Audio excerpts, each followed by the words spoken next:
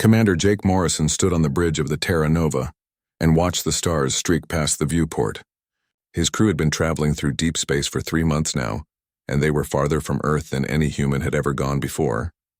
The ship hummed with the steady rhythm of its faster-than-light. Engines and everything seemed normal until it suddenly was not. The navigation officer, Lisa Chen, looked up from her console with wide eyes and her hands moved quickly across the controls. She said the ship was slowing down, but she had not given any such command. The chief engineer, Danny Sullivan, checked his readings and confirmed that something was pulling them out of faster-than-light travel. Jake ordered everyone to their stations, and the crew moved with practiced efficiency, even though fear was clear on their faces. The Terra Nova dropped back into normal space, and what they saw made everyone fall silent. A structure floated before them that was so massive it made their ship look like a toy. It stretched for hundreds of kilometers in every direction, and its surface was covered with lights and symbols that hurt to look at for too long. The metal, or whatever it was made from, seemed to shift colors as they watched it, and Jake knew immediately that this was not something humans had built. Before anyone could say anything, a beam of light shot out from the structure and surrounded their ship. Danny shouted that they were being pulled in, and his hands flew over the engine controls, but nothing responded. The Terra Nova moved toward the massive structure whether they wanted to or not, and Jake told his crew to stay calm even though his own heart was racing. Medical Officer Karen Price gripped her seat as the ship passed through what looked like a solid wall but turned out to be some kind of energy field. They found themselves in a chamber so large that clouds could have formed inside it. The Terra Nova was not alone here because dozens of other ships floated nearby, and each one looked completely different from the others. Some were organic and seemed to breathe, while others were geometric shapes that should not have been able to fly. Jake realized they were looking at ships from different alien species, and the thought made his mouth go dry. A voice spoke inside their heads without using sound, and it welcomed them to the Galactic Council. Jake grabbed his head because the sensation was deeply uncomfortable, and he saw his crew doing the same thing. The voice said that humanity had been summoned to answer for their crimes, and they would be transported to the council chamber immediately. Before Jake could protest, the bridge dissolved around them, and suddenly they were standing in an enormous room. The floor was made of something that looked like crystal, and 12 massive beings sat in a circle around them. Each one was completely different, and Jake could not even begin to describe what he was seeing. One looked like it was made of living crystal that refracted light in impossible ways. Another seemed to be made of pure energy contained in a vaguely humanoid shape. A third had too many limbs and eyes, and its body kept shifting as though it could not decide what form to take. The crystalline being spoke, and this time the words came out loud even though Jake could see it had no mouth. It called itself the Speaker of the Council, and said that the Council had maintained order across the galaxy for over 50,000 years. It said that thousands of species lived under their guidance and protection, and all of them obeyed the laws that kept peace throughout the stars. Jake found his voice and asked what crime humanity had committed. The speaker's body pulsed with light, and it said that humans had developed faster-than-light travel without authorization. It explained that all emerging species must petition the Council for permission before they could leave their home systems, and humanity had broken this fundamental law. Lisa stood close to Jake and whispered that they had not known about any such law, because no one had ever told them. The speaker said that ignorance was not an excuse, and the law had been in place for millennia before humans even existed. It continued speaking and laid out what humanity must do to avoid punishment. They must submit to council authority immediately and place all government functions under council oversight. They must dismantle every military vessel and weapon system they had built. They must accept limits on how many children could be born each year and how many resources they could take from their own planet. They must also provide 10% of everything Earth produced as tribute to the Council. Jake felt anger rise in his chest, and he said that humanity would never accept such terms.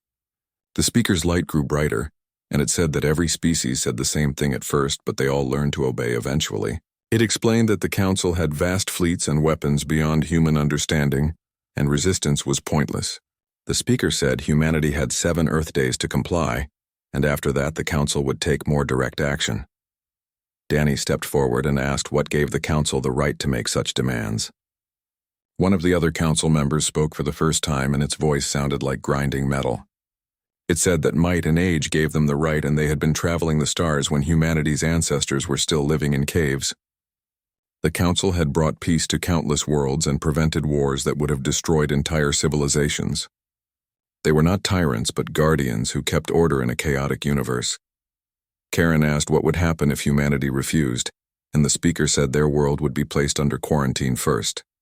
Ships would surround Earth and nothing would be allowed to leave or enter.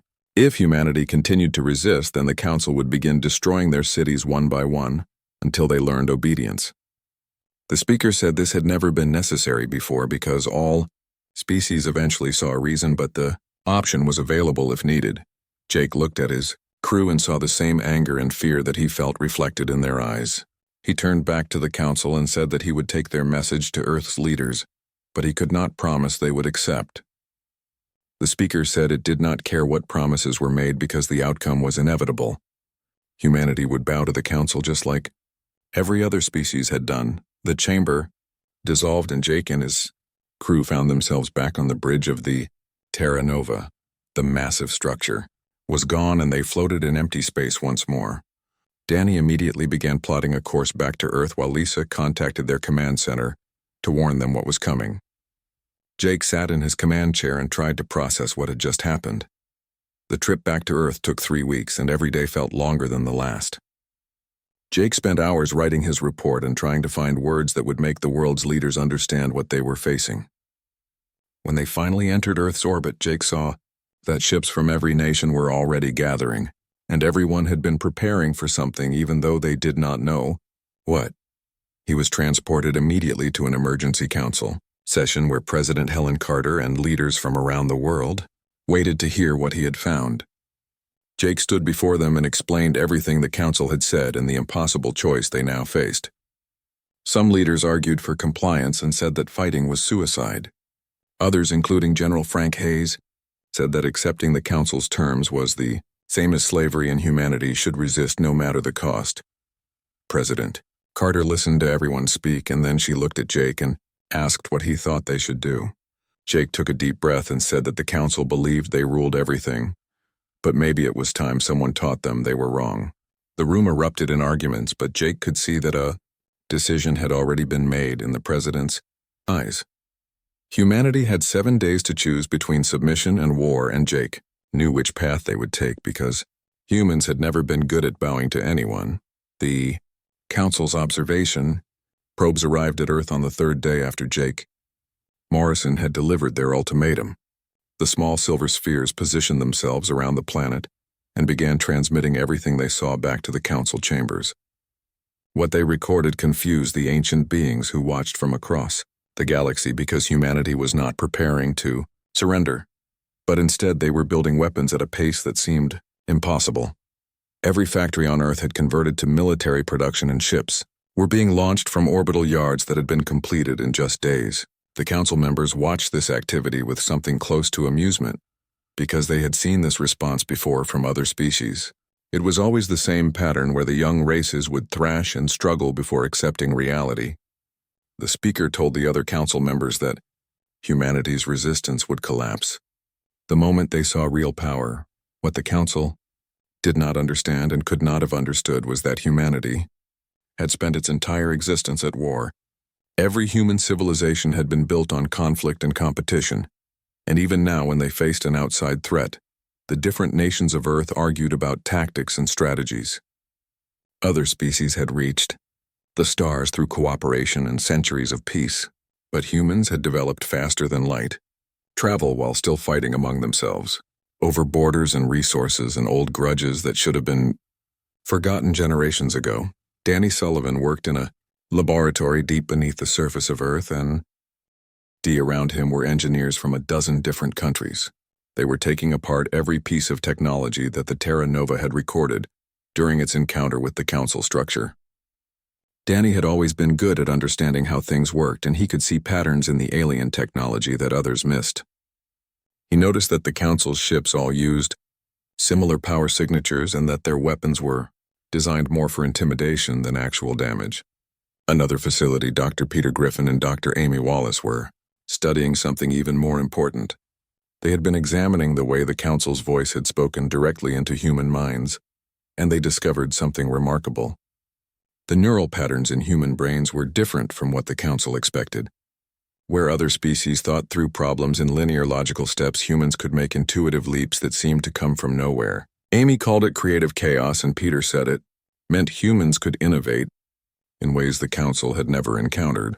Jake Morrison spent his time studying everything the Terra Nova had recorded about the Council and their technology. He watched the recordings of the 12 beings over and over, and he noticed something that made him smile despite the situation. The Council members had moved with absolute confidence, but there was no tension in their postures and no awareness of threat.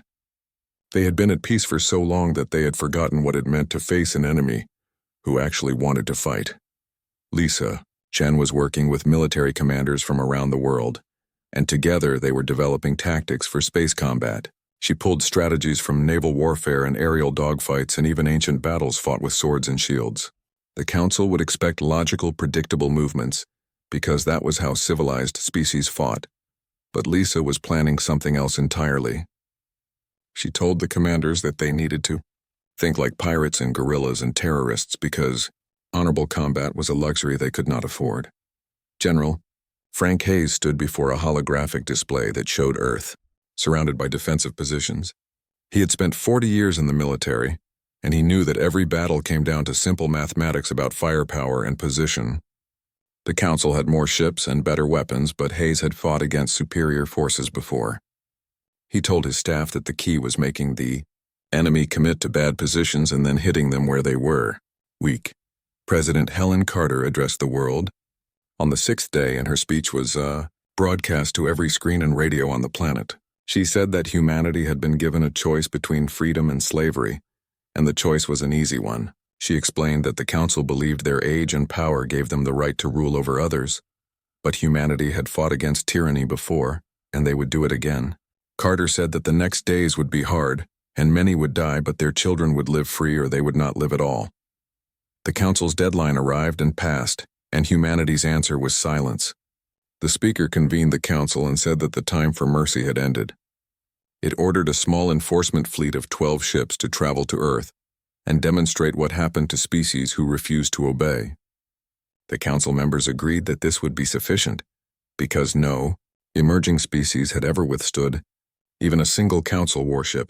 The enforcement fleet arrived at Earth 3 days later, and their commander broadcast a message demanding immediate surrender. Jake Morrison was now in command of Earth's defensive forces, and he responded by launching every ship humanity had ready. The Council commander watched 53 human vessels approach his 12 ships, and he felt something close to pity because this was going to be a massacre. The battle began and immediately went wrong for the Council forces. The human ships did not form neat battle lines or follow predictable patterns. Instead, they swarmed like insects and attacked from every angle at once. 3 human ships rammed directly into a Council vessel and detonated their reactors in suicide runs that Danny Sullivan had designed specifically for this purpose. The Council commander tried to regroup his forces, but Lisa Chen had predicted every move and human ships were already in position to exploit each formation. Karen Price watched the battle from a medical station on Earth's surface, and she saw the casualty reports coming in. Hundreds of humans were dying, but the Council ships were dying too. One of the massive alien vessels broke apart under sustained fire from 8 human ships that had coordinated their weapons in a way the Council's shields could not handle. Another Council ship tried to retreat, but Ryan Torres led a squadron that cut off its escape and pounded it until it went dark. The battle lasted 4 hours, and when it ended, 11 Council ships were destroyed or crippled. Only one escaped by making an emergency jump to faster than light speed. Earth had lost 28 ships and over 3,000 people were dead, but humanity had won. Jake stood on the bridge of his command ship and looked at the debris field floating in space. He knew this was just the beginning, but they had proven something important. News of the battle spread across the galaxy through the Council's own communication networks. Species that had lived under Council rule for thousands of years heard that someone had actually defeated their enforcers. On a world called Zentara, the people watched recordings of the battle and whispered to each other about what it might mean. On another world, the Dreth, hive mind processed the information and began calculating possibilities it had never considered. Before, the Council convened in emergency session, and for the first time in living memory, the members were afraid. The speaker's crystalline body pulsed with angry red light, and it demanded to know how primitive humans had destroyed trained council forces. Other members argued that this was a fluke, and that overwhelming force would crush humanity easily. A few voices suggested negotiation, but they were shouted down by those who said the council's authority could not be questioned. They decided to mobilize a real military force and pull ships from reserves that had not been used in centuries. The council would assemble 300 vessels, and officers were called up who had never fought an actual battle, but had studied tactics in simulations. They would go to Earth and they would burn it until humanity begged for mercy. The speaker announced that the fleet would depart in 30 days, and this time there would be no survivors to spread tales of resistance.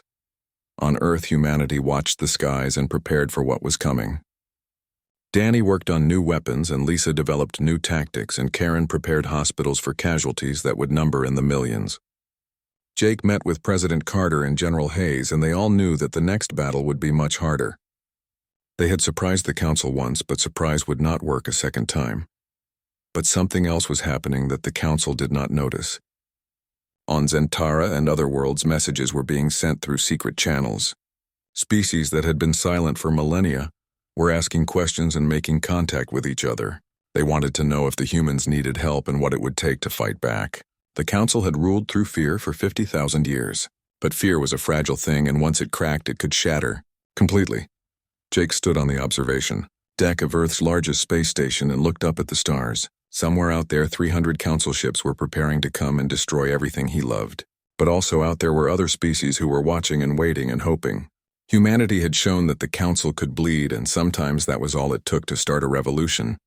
The news of humanity's victory spread through the galaxy faster than the council could contain it. On thousands of world species that had lived under council rule for generations suddenly had hope that maybe the ancient powers were not as invincible as they claimed. The council members met in their chamber, and the anger in the room was thick enough to feel. The speaker's crystalline form glowed with red light, and it declared that humanity would be made an example that would echo through history for the next 10,000 years. The council began mobilizing its military forces and pulling ships from reserves that had been in storage for centuries. They called up officers who had trained in simulations but never fought a real battle because there had been no real battles to fight.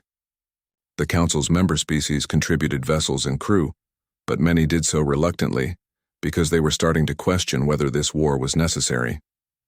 300 ships gathered at a staging point far from Earth, and their commander was a being called Mordax, who had lived for over 2,000 years and believed absolutely in the council's right to ruled on Earth. Humanity prepared for what everyone knew would be a much harder fight. Jake Morrison had been promoted to admiral and given command of all defensive forces.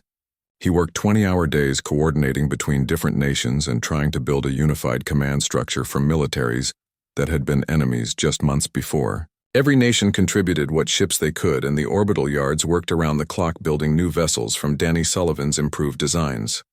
Lisa Chen spent her time developing tactics that might give them a chance against overwhelming numbers. She studied every battle in human history, looking for examples of smaller forces defeating larger ones. She found patterns in the victories of ancient generals and modern commanders, and she began to understand that the key was always making the enemy fight on your terms, not theirs. Lisa gathered the fleet captains and explained her plans, and some of them thought she was crazy, but they agreed to follow her lead because she had been right before. Danny worked with engineers from around the world to build weapons that the council would not expect. He designed missiles that could split into dozens of smaller warheads and mines that could disguise themselves as debris and energy weapons that could overload the council's shield frequencies.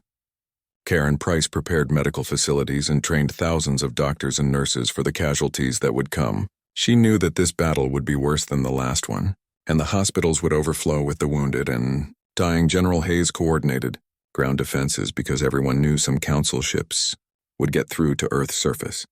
He positioned anti-aircraft batteries and shield generators and evacuation centers in every major city. Hayes walked through the streets of Washington and saw people going about their lives with forced normalcy, because what else could they do but live until they could not anymore? President Carter addressed the United Nations, and told the assembled leaders that this was humanity's moment of truth. She said that every species in the galaxy was watching to see if humans would stand or fall. Carter explained that even if they lost this battle, they would have shown that the Council could be resisted, and that alone might be enough to change everything. The representatives voted unanimously to continue the fight, and Carter signed orders that put Earth on total war footing. The Council fleet arrived at Earth. After a 3-week journey through faster-than-light space, Mordax looked at the planet on his display and felt contempt for the primitive beings who dared to challenge Council authority. He saw 75 human ships moving to intercept his 300, and he ordered his fleet to form standard battle lines. Mordax sent a final message to Earth demanding surrender and promising that if they submitted now, he would only destroy their military capabilities and spare their cities. Jake received the message aboard his flagship, and he looked at his bridge crew. Lisa was at the tactical station, and Danny was monitoring the weapon systems, and they both nodded at him. Jake sent a 2-word response to Mordax that consisted of an ancient human insult, and then he ordered the fleet to attack. The human ships accelerated toward the Council forces, and Mordax smiled, because this would be over quickly. The battle began, and immediately the Council forces realized something was wrong. The human ships did not engage in formation, but scattered in every direction like they were fleeing. Mordax ordered pursuit, and his ships broke their neat lines to chase the humans. That was exactly what Lisa had planned, because now the Council fleet was spread out and vulnerable. 3 human ships that had appeared to flee suddenly reversed course and fired everything they had at a Council vessel that had gotten separated from its support. The ship's shields held against the first barrage, but then Danny's new missiles arrived and split into cluster munitions that overwhelmed the defenses from every angle. The Council ship went dark and began tumbling through space. Mordax tried to reform his fleet, but the humans kept hitting isolated ships and then running before reinforcements could arrive. Ryan Torres led a squadron that pretended to be damaged and limping away. When Council ships moved to finish them off, they flew directly into a minefield that Danny had deployed hours before. The explosions destroyed 4 Council vessels and crippled 2 more. Karen watched the battle from Earth and saw the tactical displays showing ships dying on both sides. The human casualties were mounting, and she knew that every red dot on her screen represented dozens of people who would never come home. The hospitals were already receiving wounded from ships that had taken damage, and Karen moved through the wards, trying to save as many as she could. The battle raged for 6 hours, and the space around Earth became a graveyard of burning ships and floating debris. Mordax had lost over 40 vessels, and he could not understand how this was happening. His forces had superior numbers and technology, but the humans fought with a desperation and creativity that his training simulations had never prepared him for. They used ramming attacks and false retreats and suicide runs and dozens of other tactics that civilized species considered dishonorable. Jake's flagship took a direct hit that nearly tore it in half, and emergency systems barely kept the crew alive. He transferred his command to another ship and continued directing the battle, even though he could taste blood in his mouth from internal injuries. Lisa's console showed that they had lost 32 ships, but the Council had lost many more. She calculated that if they could hold out for another few hours, the Council fleet would have to withdraw or risk total destruction. Mordax made a decision that would haunt the galaxy. He ordered his ships to target Earth's surface and begin orbital bombardment of human cities. If he could not win a clean victory, then he would terrorize humanity into submission. Council ships that had held back from the main battle suddenly opened fire on the planet below, and their weapons burned through the atmosphere to strike at population centers. The city of Mumbai was hit first, and millions died in seconds as energy beams vaporized entire neighborhoods. Shanghai and Cairo and Mexico City followed, and the death toll climbed into the tens of millions. Karen screamed at her screens as the hospital she was working in shook from a near miss. General Hayes watched from his command bunker as his defensive batteries tried to shoot down the incoming fire, but there were too many targets and not enough weapons. Jake saw what was happening, and he made a terrible choice. He ordered every human ship to abandon tactics and formation and just attack with everything they had. The fleet charged directly at the Council ships that were bombarding Earth, and they fired and rammed and exploded in desperate attempts to stop the slaughter. Human ships died by the dozen, but they were taking Council vessels with them. Ryan Torres flew his crippled fighter directly into the bridge of a council ship that was targeting Los Angeles. The explosion destroyed both vessels, but it saved millions of lives. Dozens of other pilots followed his example, and Mordax watched in horror as humans threw away their lives without hesitation to protect their world. He had never seen anything like it. Because council species valued survival above all else, the battle reached its climax when Lisa identified Mordax's flagship and directed 20 human ships to concentrate all fire on that single target. The council commander's shields failed under the sustained assault, and his ship began breaking apart. Mordax sent a final message to his fleet ordering them to retreat and preserve themselves for future battles. The council ships that could still move jumped to faster than light speed and fled the system. The battle was over, and humanity had won again, but the victory felt hollow. 73 cities had been damaged or destroyed, and over 200 million people were dead. The human fleet had lost 51 ships out of 75, and the survivors were barely functional. Jake sat in his command chair and looked at the casualty reports, and he wondered if they could survive another victory like this one. But across the galaxy, something had changed. Species that had watched the battle saw that the Council was willing to commit genocide to maintain its power. They also saw that humanity had fought against impossible odds and won. The seeds of rebellion that had been planted after the first battle now began to grow into something larger. On Zentara and a dozen other worlds, secret meetings were held and plans were made. The Council had ruled for 50,000 years, but their time was ending and everyone could feel it. The Council sat in emergency session, and for the first time in recorded history, they faced open rebellion from multiple species at once. The footage of their forces bombing Earth cities had spread across every communication network in the galaxy, and the brutality had shocked species that had believed the Council was benevolent. On Zentara, the people gathered in massive crowds and demanded their government withdraw from the Council. Similar protests erupted on 17 other worlds, and the Council's authority was crumbling faster than they could respond. Jake Morrison stood in a secure facility deep underground on Earth, and across from him sat a being that looked like a mixture between an insect and a reptile. This was Ambassador Vekran of the Zenthari people, and he had traveled in secret to meet with humanity's leaders. Vekran explained that his people had been forced into the Council 2,000 years ago, and they had resented it every day since. He said that dozens of species felt the same way, but none had dared to resist until they saw what humanity had done. President Carter joined the meeting along with General Hayes, and together they listened as Vekran laid out a proposal. The Zenthari had industrial capacity that dwarfed Earth's production, and they were willing to build ships for a combined fleet.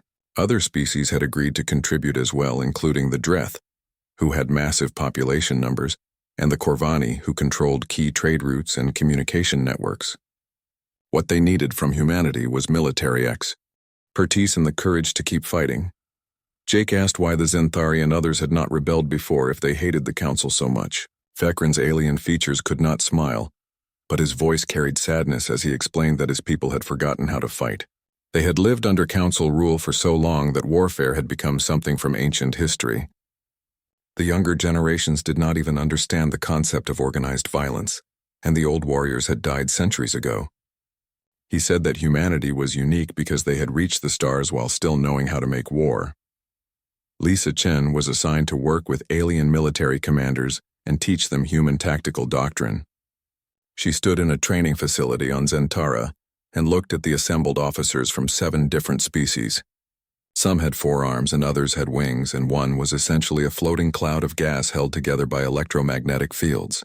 Lisa began with basic concepts like flanking maneuvers and concentration of force, and she quickly realized that these ideas were completely foreign to beings who had lived in peaceful societies for generations. The Zenthari officers struggled with the concept of acceptable losses because their culture valued every individual life above strategic objectives. Lisa explained that in war you sometimes had to sacrifice a few to save many, and the aliens looked at her with something like horror. She showed them recordings of human battles throughout history and pointed out how commanders had made terrible choices that ultimately led to victory. The alien officers watched in silence as human armies charged into certain death to achieve their goals. Danny Sullivan traveled to a Dreth manufacturing world and worked with their engineers to combine human weapons with alien technology. The Dreth were hive-minded beings who thought and moved as one organism, and Danny found their collective intelligence both fascinating and useful.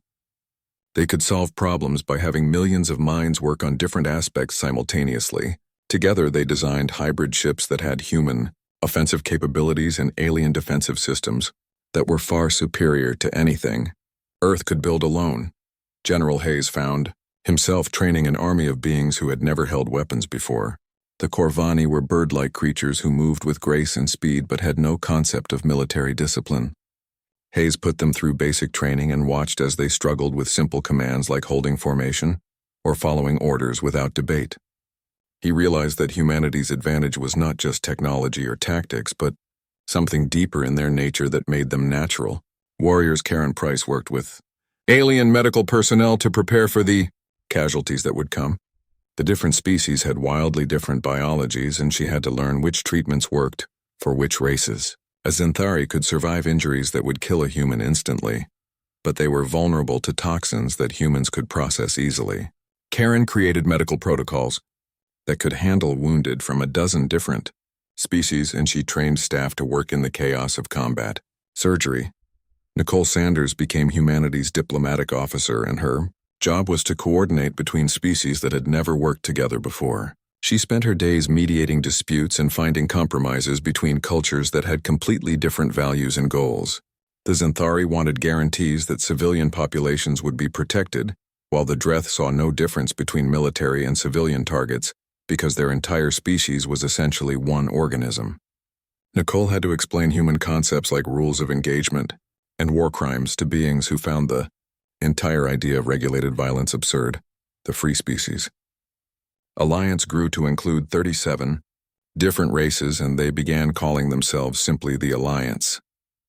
They held their first joint military exercise in a system far from Council space, and the results were mixed at best. Ships from different species had trouble coordinating because they used different communication protocols and tactical frameworks.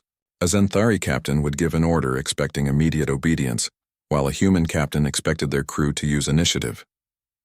The Dreth moved in perfect synchronization, but could not adapt when plans changed unexpectedly. Jake watched the exercise from his flagship, and he saw all the problems clearly, but he also saw potential. Each species brought different strengths, and if they could learn to work together, they might actually have a chance. He called a meeting of all the Alliance commanders and explained that they needed to stop thinking like separate militaries and start thinking like one unified force. The alien commanders agreed in principle, but actually implementing that idea would take time they might not have. The Council was not idle during this time, and they were gathering forces from across their territory. Species that remained loyal contributed ships and resources, and the Council began building a fleet that would dwarf anything they had sent before. The speaker announced that the Council would crush the rebellion at Zentara Prime and use that victory to terrorize any other species that might be considering resistance. Over 2,000 Council ships gathered at a rally point, and their commanders were given orders to show no mercy. Lisa received intelligence about the Council's plans from Corvani spies who had infiltrated the enemy communication networks. She brought the information to Jake, and they both knew this was the moment that would decide everything. If the Alliance lost at Zentara, then the rebellion would collapse and every species that had joined them would face extermination. If they won, then the Council's authority would be broken forever, and the galaxy would be free. President Carter contacted Jake through a secure channel and asked him if humanity should commit their remaining forces to defend an alien world. Jake thought about the 200 million humans who had died in the last battle, and the cities that were still burning on Earth's surface. He thought about what it meant to be human, and why they had fought in the first place. Jake told Carter that if they only defended Earth, then they were no better than the Council who only cared about their own power. He said that freedom had to mean something larger than just humanity, or it meant nothing at all. The Alliance began moving forces to Zentara, and ships from 37 species converged on the system. Jake commanded 800 vessels, which was far more than humanity had ever fielded before, but still less than half of what the Council was bringing. General Hayes prepared ground defenses on Zentara's surface in case the orbital battle went badly. Karen set up field hospitals that could handle the massive casualties they expected. Danny made final adjustments to the hybrid weapon systems and prayed they would be enough. Ryan Torres led a reconnaissance mission to observe the Council fleet as it moved towards Zentara. What he saw made his blood run cold, because the enemy force was larger than intelligence had predicted. Over 2,000 ships moved in perfect formation, and their commanders clearly intended to win through overwhelming force. Ryan transmitted his data back to Jake and included a personal message saying that this was going to be bad, and they all knew it. Lisa worked on battle plans, but every simulation showed the Alliance losing badly. The numbers just did not work, and even with surprise and superior tactics, they were outmatched. She called a meeting with her staff and explained that conventional warfare would not win this fight. They needed to do something the Council would never expect, and make them react instead of acting according to their own plans. Lisa proposed a strategy, so risky that several of her officers thought she had lost her mind, but Jake approved it because desperate times called for desperate measures. Nicole Sanders worked with Corvani intelligence agents to prepare a propaganda campaign that would be deployed during the battle. They had recordings of Council atrocities and testimony from species that had suffered under their rule. If the Alliance could broadcast this information widely enough, they might convince some Council forces to defect, or at least hesitate when ordered to kill civilians. It was a long shot, but every advantage mattered when you were this badly outnumbered. The Council fleet arrived at Zentara 3 days before the Alliance was fully prepared. Mordax had been given overall command again, and he was determined to redeem his failure at Earth. He broadcast a message to Zentara demanding they surrender the human forces or face total destruction. The Zenthari government responded by evacuating their cities and preparing their people for the worst. Jake stood on the bridge of his flagship and watched the Council forces deploy into battle formation. This was it, and everyone knew that most of them would not survive the next 24 hours. The battle for Zentara Prime began at dawn on the planet's surface, though in space there was no day or night. Jake Morrison stood on the bridge of his flagship and looked at the tactical display showing 2,000 Council ships arranged in their perfect formations. His 800 Alliance vessels looked pitifully small in comparison, but he had stopped thinking about the odds days ago. He opened a channel to every ship in the fleet and spoke words that he had rehearsed 100 times but still felt inadequate for the moment. He told them that their ancestors had looked at impossible situations and chosen to fight anyway. He said that every species in the Alliance had been beaten down and controlled and told they could not resist. He explained that today they would prove that freedom was worth dying for and that no one had the right to rule over anyone else. Jake finished by saying that win or lose, they had already changed the galaxy forever. The channel closed and he nodded to Lisa Chen, who began executing her insane battle plan. The Alliance fleet did not charge forward like Mordax expected, but instead scattered in every direction as if they were fleeing. Council forces moved to pursue, and their neat formations broke apart as captains tried to chase down what looked like easy prey. Mordax smiled because this was the same tactic humanity had used at Earth, but he had studied those battles and prepared countermeasures. He ordered his ships to maintain coordination and not get separated, but his officers were eager for glory. After their previous defeats, Ryan Torres led a squadron of 50 ships that appeared to be running toward the outer system. 20 Council vessels broke off to intercept them, and Ryan kept transmitting false distress signals to make them think his ships were damaged. When the Council forces got close enough, Ryan's squadron suddenly reversed course and opened fire with everything they had. The surprise attack destroyed 3 Council ships before they could react, but Ryan knew this was just the opening move. The real attack came from an unexpected direction. Danny Sullivan had spent weeks preparing a network of stealth satellites around Zentara that were disguised as space debris.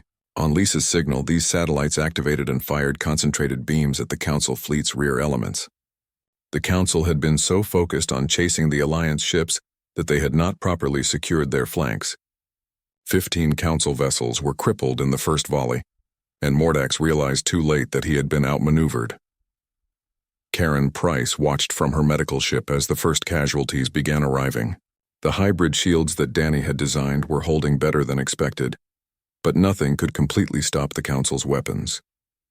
She moved through wards filled with wounded from a dozen different species and tried to save as many as she could. A Zenthari pilot with 3 of his 4 arms missing thanked her in broken English before he died. A human engineer burned beyond recognition asked if they were winning before Karen had to tell him to save his strength. The battle raged for 3 hours, and the space around Zentara became a hell of fire and dying ships. Lisa's tactics were working better than expected because the Council forces kept making mistakes that came from lack of real combat experience. Their captains would pursue damaged ships into traps or break formation to claim individual kills. Jake exploited every error, and the Council casualties mounted faster than Mordax could compensate. But the numbers were still against the Alliance, and slowly the Council's superior forces began to prevail. Jake had lost 200 ships, and the survivors were running low on ammunition and power. He knew they could not hold out much longer, and he began preparing for a final desperate charge that would at least make their deaths meaningful. Then something happened that no one had predicted. Nicole Sanders activated her propaganda broadcast, and suddenly every screen in the battle zone was showing recordings of Council atrocities. Species across the galaxy saw footage of the Council bombing Earth cities and burning rebellious colonies. They heard testimony from survivors who described generations of oppression and casual cruelty. The broadcast reached not just the battle, but was transmitted across the entire galaxy through the Corvani communication networks. 3 Council fleets that were composed of member species who had their own grievances suddenly stopped firing. Their commanders had watched the broadcasts and could not continue fighting for a system they now saw as evil. The ships did not join the Alliance, but they withdrew from the battle and refused further orders from Mordax. The Council commander screamed at them and threatened them with execution, but fear no longer worked the way it once had. The loss of 3 fleets changed the mathematics of the battle. Jake suddenly had near parity in numbers, and his forces were more experienced and better coordinated. He ordered a general offensive, and 800 Alliance ships charged directly at what remained of the Council forces. Mordax tried to rally his fleet, but discipline was breaking down as more captains questioned why they were fighting to preserve a system that committed genocide. General Hayes watched from Zentara's surface as the battle turned overhead.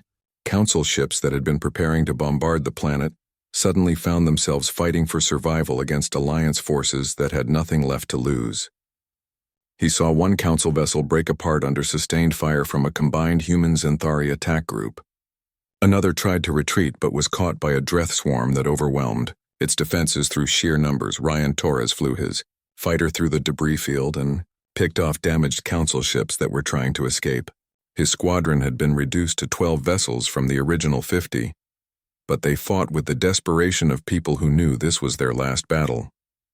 Ryan saw a Council ship targeting a civilian evacuation transport, and he rammed his fighter into its weapon array. The impact destroyed both craft, but the transport escaped with 10,000 Zenthari refugees aboard.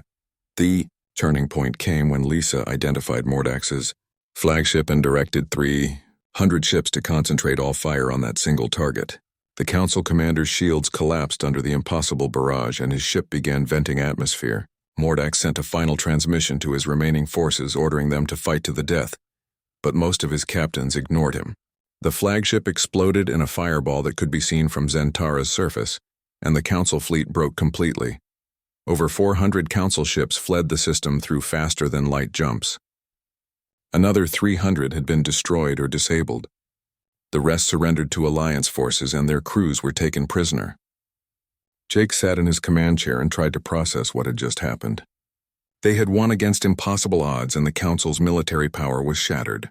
The cost had been terrible, with over 400 Alliance ships lost and hundreds of thousands dead, but they had actually won. President Carter contacted Jake from Earth and told him that the Council's fortress worlds were in chaos. Species across the galaxy were rising up against Council rule, and the ancient government was collapsing faster than anyone had imagined possible. The remaining Council members had fled to their hidden strongholds, and no one knew if they would ever return. Carter said that humanity and the Alliance now had a responsibility to build something better than what they had destroyed. The weeks after the battle were chaotic as the Alliance tried to establish order across hundreds of systems that had suddenly thrown off Council control. Jake was promoted to ambassador and given the task of working with leaders from 37 species to create a new system of government. They met on a neutral station that was built cooperatively by multiple races, and they named it New Horizons. The debates were long and sometimes angry as species with completely different values tried to find common ground. The Xanthari wanted strong protections for individual rights while the Dreth thought in terms of collective good.